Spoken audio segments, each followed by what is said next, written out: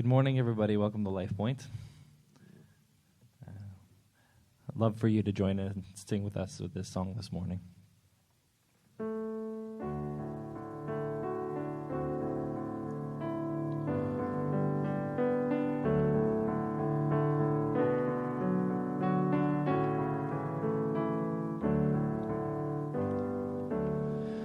Amazing grace, how sweet the sound that saved a wretch like me. I once was lost, but now I'm found. Was blind, but now I see. 'Twas grace that taught my heart to fear, and grace my fears released. How precious did that grace appear the hour I first believed. Through many dangers, toils, and snares, I've already come. 'Twas grace that taught me safe thus far, and grace will lead me home. When we've been here 10,000 years, bright shining as the sun, we've no less days to sing God's praise than when we first begun. Amazing grace, how sweet the sound that saved a wretch like me. I once was lost, but now I'm found. Was blind, but now I see.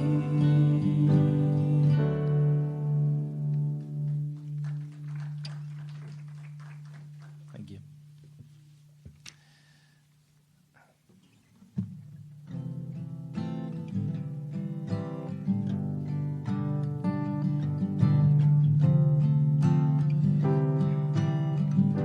Ozzy, can you turn the mic down a little bit?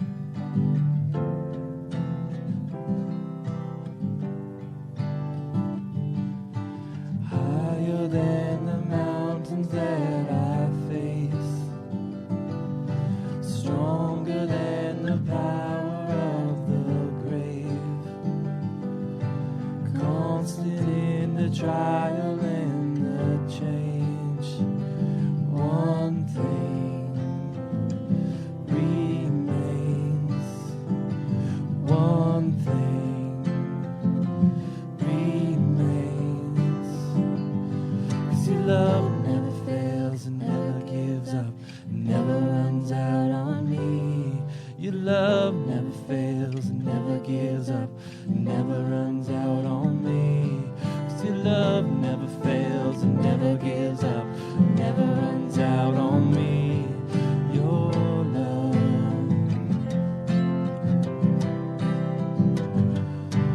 On and on and on and on it goes, and it overwhelms and satisfies my soul. And I never ever have to be afraid. One thing remains. One thing remains. 'Cause your love never fails and never gives up, never runs out on me. 'Cause your love never fails and never gives up,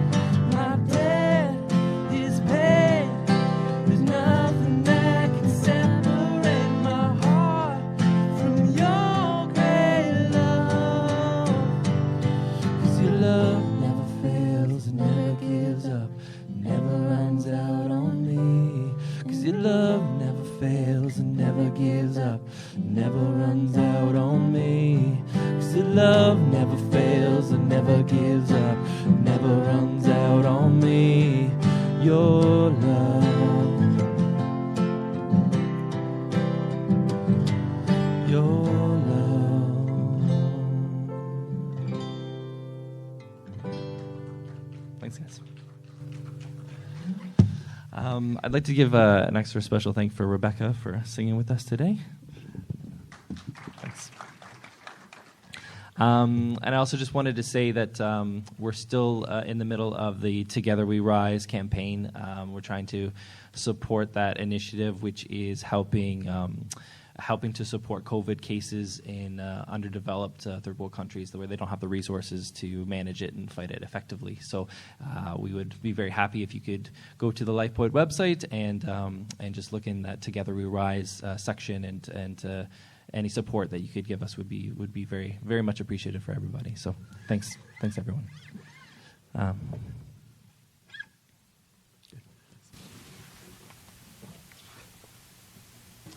Well, good morning, friends. You know, I was just thinking as I was watching you this morning, coming in and talking with some of you, the way that that God has blessed many of you is such an encouragement and such an inspiration, and also the way that many of you persevere in your own personal struggles and get through the things you need to get through is also such an encouragement and such an inspiration. So thanks to God and thanks to you. I just wanted to say that to you before I got going. All right, so we're looking at Psalm 39 today. Fantastic bit of the Bible. About 26 years ago, back when I was a theological student in Glasgow, I was briefly attached to a small church. And there was an old lady in that church who lived not far from my flat. I used to visit her every couple of weeks. It was a pretty fair deal, I thought. She got my company, I got her cakes. Everyone was quite happy with the arrangement. Lovely, lovely old lady. I'm sure she's long since passed now. But there was one thing about her I didn't like at all. She had this profoundly annoying old clock. The kind of old clock that you would expect an old lady who lived in an old house in an old city to have. And this clock cast a pall over all of our conversations. It had this tick. It didn't have a talk. It just had a tick. Tick. Tick. Tick. Time for tea soon. Tick. Then death. Tick. Tick. Not long now. Tick. Oh, it used to drive me mad. And to this day, that old clock is the reason why I won't have a clock in my home, why I don't wear a watch. I have a phobia about clocks and watches and anything that tells me the time. Because to me, clocks are like a countdown. They are a reminder that to be human is to live in time. And in the end, time gets us all. But the passing of time is an issue that we all have to face. And we don't like it. We live in a culture dedicated to the denial of aging. When we get older, we move to retirement villages, and they make it sound fun and happy. We plaster on makeup. We pluck. We colour. We'll even get surgery. All done in an understandable attempt to hide from our greatest enemy, time. But it doesn't matter how healthily we eat, or how diligently we exercise, or how often we go for Botox, or how many vitamins we take. The clock still ticks, and ticks, and ticks. Such is the subject matter of the 39th Psalm. The writer tells us that what we're about, and remember, this is worship. This was written for worship. This was written for people just like you, just like me, who when we came to the place of religious observance, we'd be able to think about life properly. And we're told that what we're about to read was written for the director of music for Jeduthun, a psalm of David. So that's interesting. We don't know much about this man, Jeduthun, except that he was like an ancient Michael Bublé. He was almost certainly one of the best, one of the brightest, and one of the most popular singers in the Jewish temple.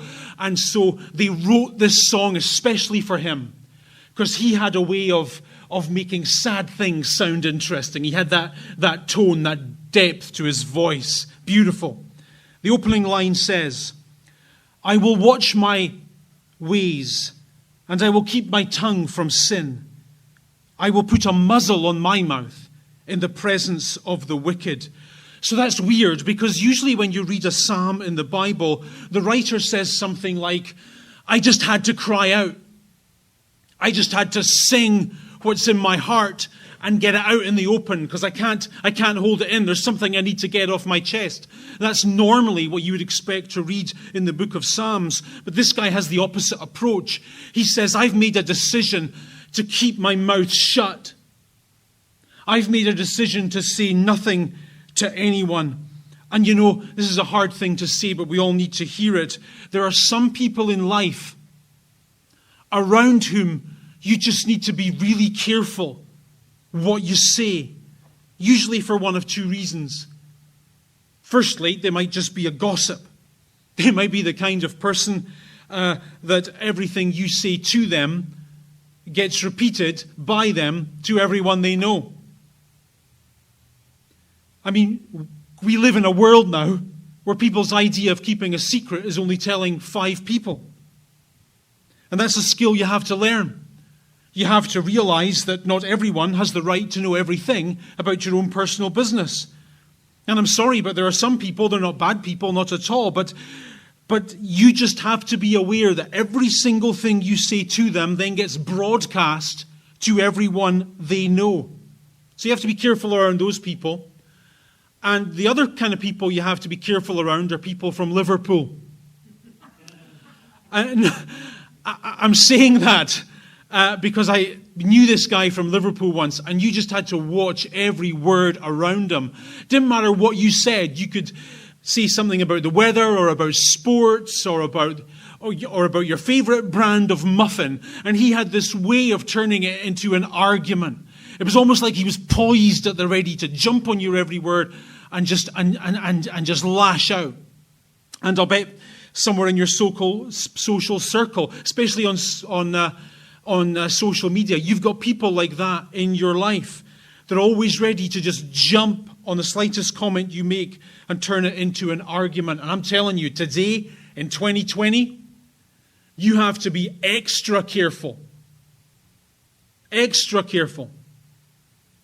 If you have an opinion today about race or gender or sexuality, if you have an opinion about COVID-19, if you have an opinion about politics, you're best advised to keep your opinions to yourself, because you are living in an age where people will get angry about everything and about nothing. I was having a conversation just a couple of weeks ago. I was in a place, and the owner of the place I was in was from Eastern Europe. So he was born and raised behind the Iron Curtain. And we were talking about an issue. I can't remember what issue we were talking about, gender, sexuality, whatever. And we were having quite a free conversation. And then someone else walked into the store, and the tone of voice got lower. Because we weren't sure if it was okay to have that conversation. And then this guy, who was raised behind the Iron Curtain, kind of stopped himself and said, wait a minute. This is how we used to live when the communists were running the world. Scared of freedom. Scared to express an opinion. Scared to say what we really think. That's what it was like when we were scared of the secret police and the Stasi. Oh my goodness. What has become of us? But that's the world today. You have to be careful what you say, because someone somewhere is going to get real angry real quick about your wrong opinions. They just are. So that's where this writer is at in life. That's where this ancient Michael Bublé is feeling. He's got stuff he wants to say. There's stuff he wants to get off his chest. There's stuff he wants to talk about. But I'm not saying nothing to no one. Because I've learned there's certain people you just can't talk to, because it's going to go badly. Next verse.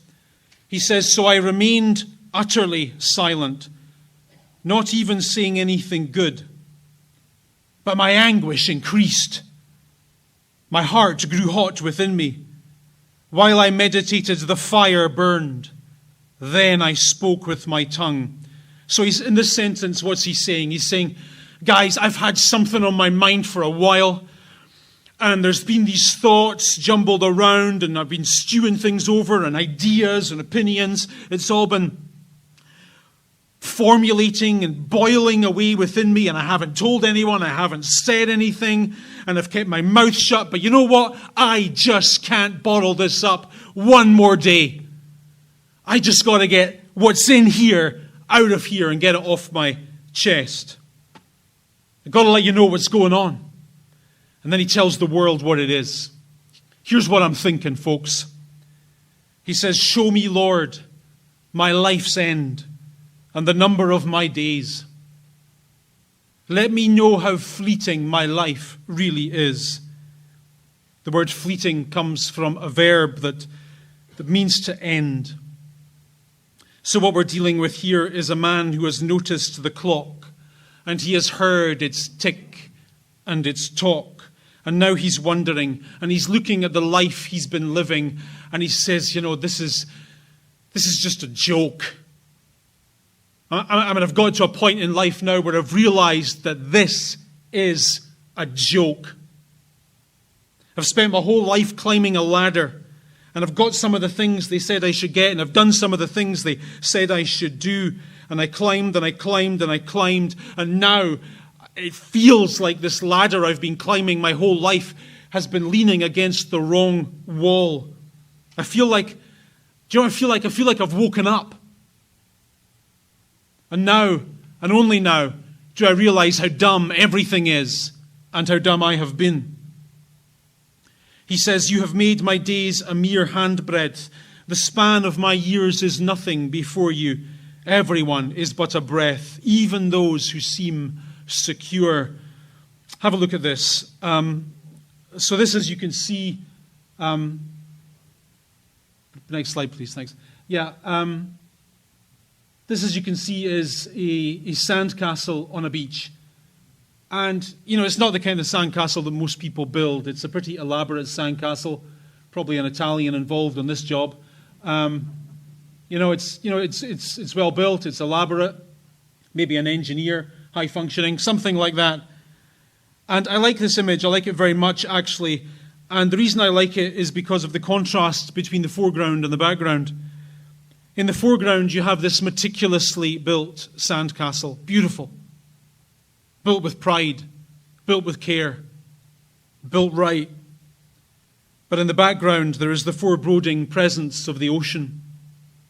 Foreboding because, of course, when the tide comes in, the sandcastle will be washed away. The worldview of the 39th Psalm, sung by the temple's best singer, is that we are all playing in the sand. That's it.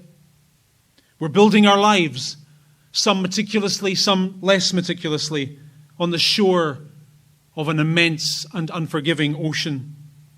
Every relationship that we build, every injury that we carry, every injustice that we suffer, every lie that we tell, every comfort we acquire, in the end, it all disappears.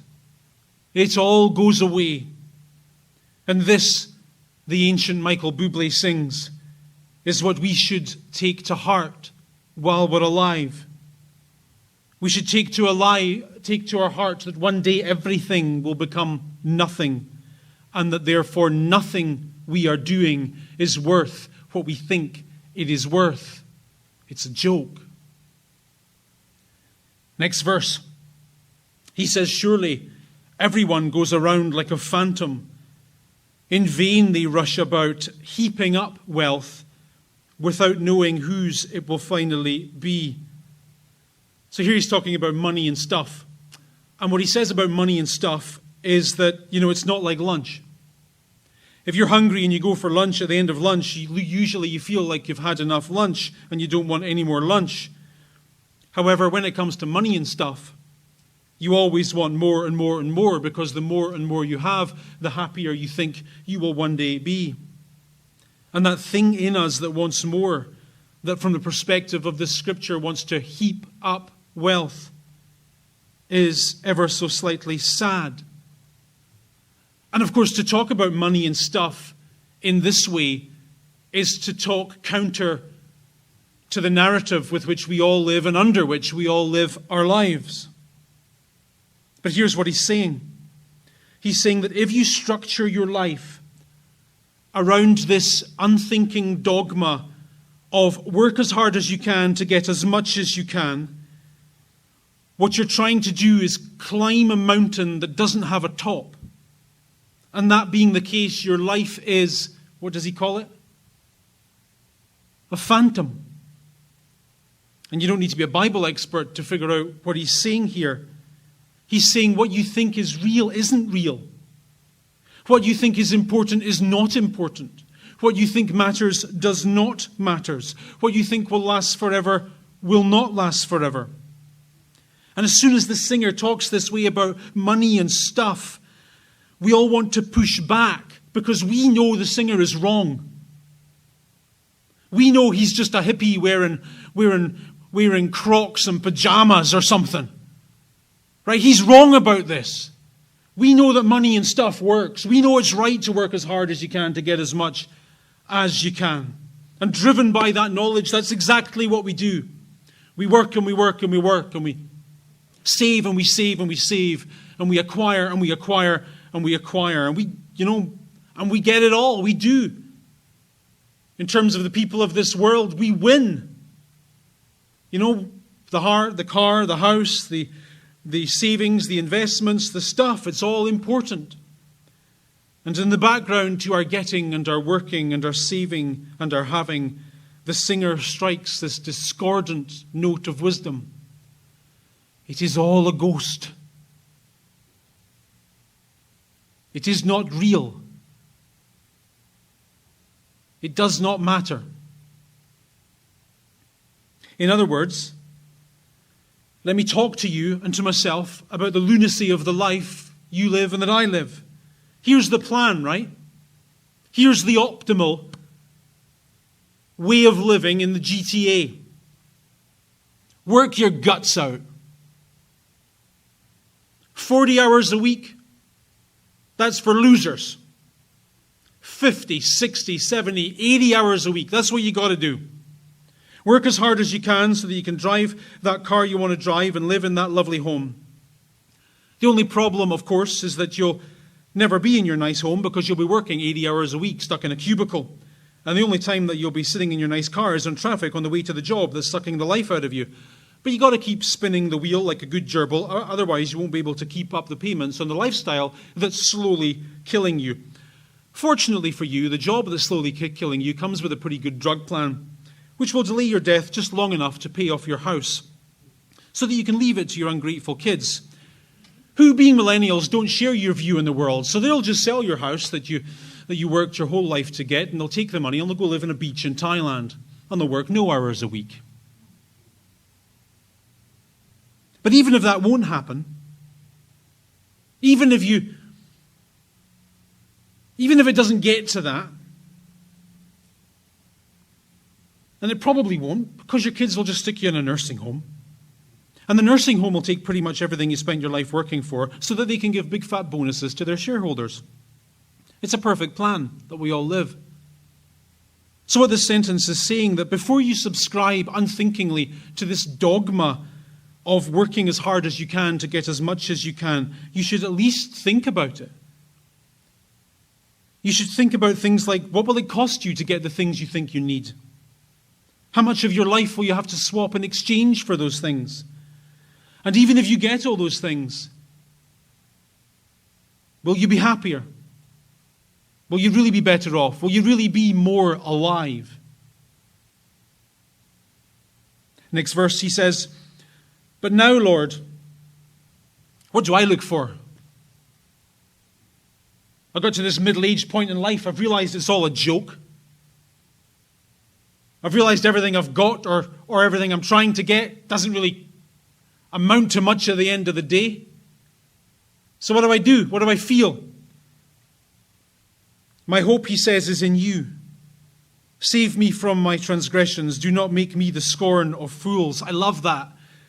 In a hopeless view of the world, he still has hope. in a life that doesn't add up to much, this man's conclusion is that nothing, add nothing, still equals God. Meaningless plus meaningless still equals meaningful. Despair plus despair still equals faith. There is always something to hold on to. We're Christian. We look at life differently. Our faith tells us that life goes on.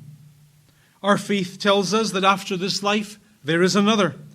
And our faith tells us that that life will never be washed away. And then the next verse is so good. He says, I was silent. I would not open my mouth, for you're the one who's done this. Remove your scourge from me. I am overcome by the blow of your hand. Okay, so you see what he's saying there, don't you? He's saying that this way that I've now suddenly realized life is, the way I've woken up and seen how dumb everything is, I kind of get now that it's all just a sandcastle on the shore of some ocean, and that one day, maybe not today, maybe not tomorrow, but one day, everything I've done and lived for gets washed away and forgotten. The reason life is like that, he says in this sentence, is that you've made it that way. This is about you. Somehow you have structured life here to feel impermanent, to feel fleeting, to feel temporary. And given that that is the case, I should embrace that impermanence and that fleetingness, because it comes from you. Then he says, when you rebuke and discipline anyone for their sin, you consume their wealth like a moth. Surely everyone is but a breath. Hear my prayer, Lord. Listen to my cry for help. There you go. Read that last sentence. Hear my cry, Lord. Listen to my cry for help. How many times do you read that exact sentence in the Bible? How many times in the book of Psalms is that exact sentence written in that exact way? This is religion 101. This is faith 101. This is believing 101. This is what it looks like and sounds like and feels like. Hear my prayer. Listen to my cry for help. Hear my prayer. Listen to my cry for help. Hear my prayer. Listen to my cry for help. For thousands of years, rich, poor, happy, sad, sick, healthy people, when they wake up to what life is really like, this is how they express it. At the end of their wondering and their longing, they go to the only place a person of faith can go, on their knees. Hear my prayer. Listen to my cry for help. What is that? It is fundamentally a belief that there is a God, and that God knows what we're going through, and that God is able to help.